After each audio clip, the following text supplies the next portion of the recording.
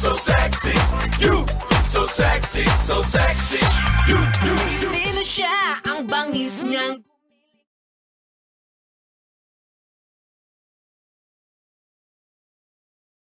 last, mabilis. Ano daw? Sexy Megan pa rin po ang inyong kasama. Makinis, masarap ikis, yakap-yakapin in the morning. Oo, talaga naman. Siyempre, konting lambing naman sa umaga, oh. Para ganahan naman tayo kahit papano.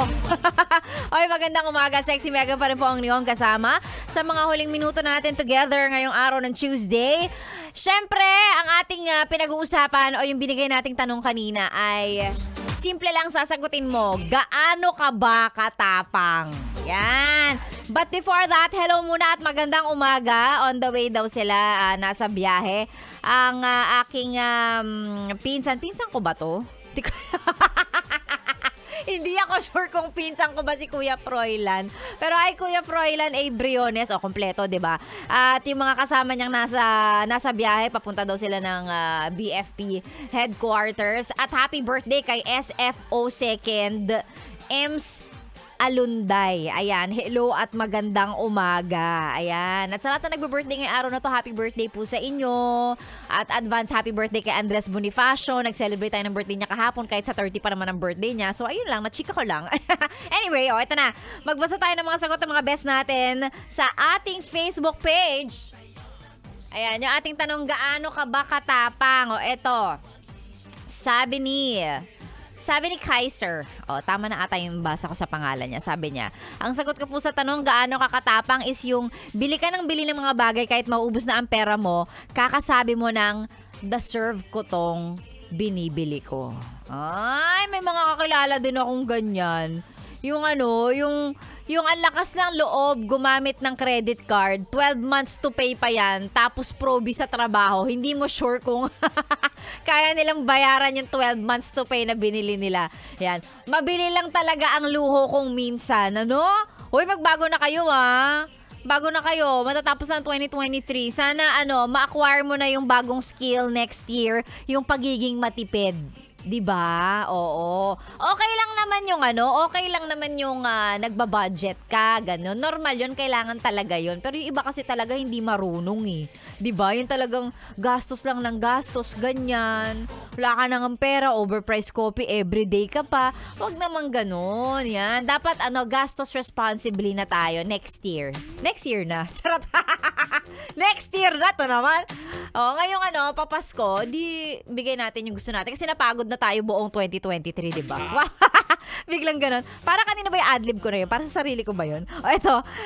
Sagot naman ni Hana. Sabi niya, gaano ka katapang? Kaya kong pumasok sa bahay ng kapitbahay kahit galit sa akin yung aso nila para lang mamasko. Para lang mamasko. Hoy! Grabe naman. Yung yung mga kapitbahay po na mapagbigay, tapos kung ang aso nyo ay kabaliktaran ng ugali nyo, yung aso nyo matapang, ganun, tago nyo muna para malaya namang makapamasko yung mga kapitbahay ninyo sa inyo. Ganun. Pasko naman tago nyo muna yung mga mga dogs nyo. Eto, sabi daw ni Tolits, kaya kong sumali sa paluwagan kahit wala akong trabaho. Magaling ka dun. Matapang ka nga. Paluwagan pa more kahit wala kang iaambag. Eto, sabi ni Romel, gaano ka katapang? Kaya kong iwan ang cellphone kong pakalat-kalat sa bahay. Walang passcode kahit makita pa ng girlfriend ko kasi wala naman akong tinatago. Uy, maniwala. Hindi kami naniniwala. Sabi ni Tolit, same. Di ako naniniwala. Malay ba namin kung nasa ibang app? Sa ibang app kayo nag-uusap at yung mismong app yung merong passcode. Walang passcode yung phone. Pero yung app kung saan kayo nag-uusap, yun yung may passcode. O kaya may secret conversation. Pero good for you, Romel. Sana lahat ng lalaki ganun. Walang tinatago. Same to me, sabi ni Tolit.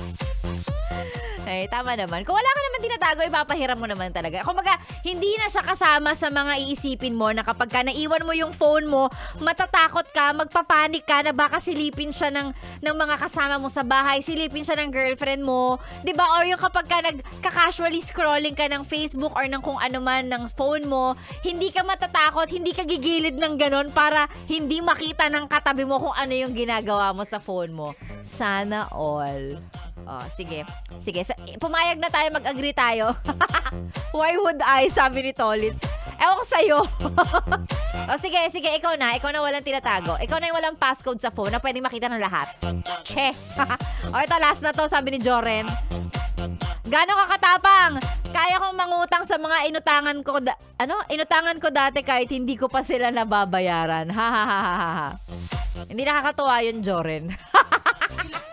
May galit sa mga taong di nagbabayad ng utang. Kainis? Ay nako, ang katapangan po na yan ay sana madala kayo sa kung saan-saan man, sana malayo ang marating nyo ng dahil sa katapangan nyo na yan. Pero ang katapangan po ay gamitin lang sa tamang paraan. In taking risks, 'di ba?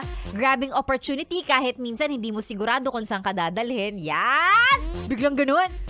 Wag yung katapangan na mga away ka sa kalsada, nagit-git ka lang, aawayin mo na, gano'n, di ba? Nagit-git ka lang, hahabulin mo, ikakat mo, bababaan mo ng salamin, aawayin mo, yung mga gano'n.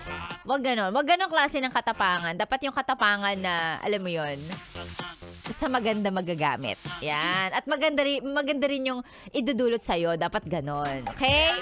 Biglang ganon. Kasi paalis na ako eh. Lalayas na ako dahil dito na si Ganda Wanda kasama ang ating mga wild card contestants ngayong linggo. Gaya nga ng sabi ko, ito na ang parang medyo papalapit na tayo. Itong linggo na to, puro yung mga pinakamagagaling, pinabalik natin sila. Of course, ang announcement ng winners natin na additional na papasok sa Grand Finals ay sa darating na Biyernes.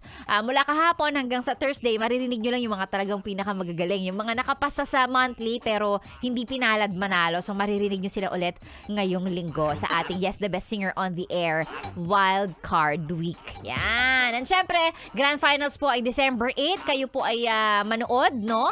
Manood online. Makinig on air. Ayan, abangan natin kung sino ang mag-uuwi ng 100,000. Kinakabahan na rin kami. Hindi para dun sa kung sino ang mananalo, kundi dahil dun sa 100,000 pesos. Mag-aambag-ambag po kasi kami dun.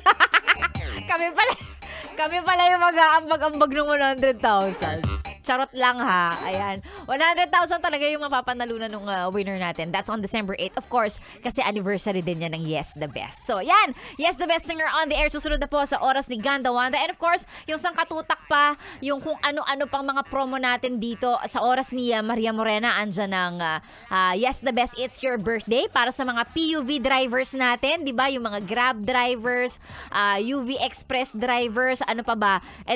Electronic e-bus drivers, lahat.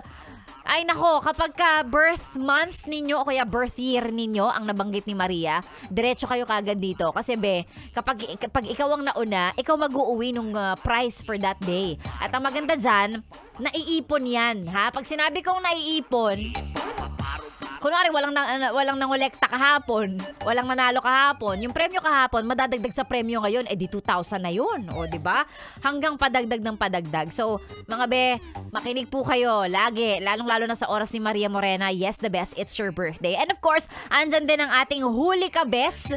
Yung ating Huli Ka Best naman, yung mga paborito nyong Yes the Best jocks, nag-iikot-ikot sa buong Metro and Mega Manila. Pag narinig namin na naka-Yes the Best po ang inyong tindahan, inyong pwesto sa kung saan man, sa Tiangge, terminal, kung saan pa yan. Pag narinig naming naka-Yes the Best yan, may premyo ka kaagad sa amin. Oh, ang bongga, diba? Ayan, ang promo naman na yan ay Huli Ka Best. So, ayan, makinig po kayo sa amin maghapon, magdamag. Ang dami naming pakulo para sa inyo. Please lang, makinig na kayo, ha? Para mag-number 1 na kami bago matapos ang taong to. Lalayas na ako. I'll see you guys again tomorrow. By the way, hello and good morning. Yung mga taga Santa Maria, Bulacan, lagi daw nakikinig, sabi ni Long Bonan Reyes. Eto din, sabi ni Diana Joy, lagi po kaming nakikinig sa inyo. Wala na pong turn off ang cellphone ko. Pabati naman ako. Ayan, hi sa'yo Diana Joy. Also, sino pa to? Si Nawala na si William de la Cruz. Ayan, yung mga taga Marilao. Ayan, magandang umaga po sa inyo. Si Maricel, sabi niya, si Maricel na lagi ding nakikinig, matapang at kayang ipagtanggol din daw ang kanyang mga kapatid pag inaaway. Oh, how sweet naman yarn. Sino pa tong mga nandito? Ayan, si Rosita ng mga taga Legarda, Sampaloc Market. Ayan, hello sa inyo at magandang umaga. Thank you very much. I'll see you guys again tomorrow, ha? Huwag kalimutan, dapat po naka-yes the best maghapon, magdamag. And of course, gising ka ng maaga para umaga pa lang. Ako nakasama mo, ganon. Ako po ang inyong naging ka-sexy time tuwing 6 to 9. Sexy Megan po yan. Dito lang sa stasyong nakakayang nakaka-fresh, 101.1. Yes, the best. Happy Tuesday, everybody! Girl, them banana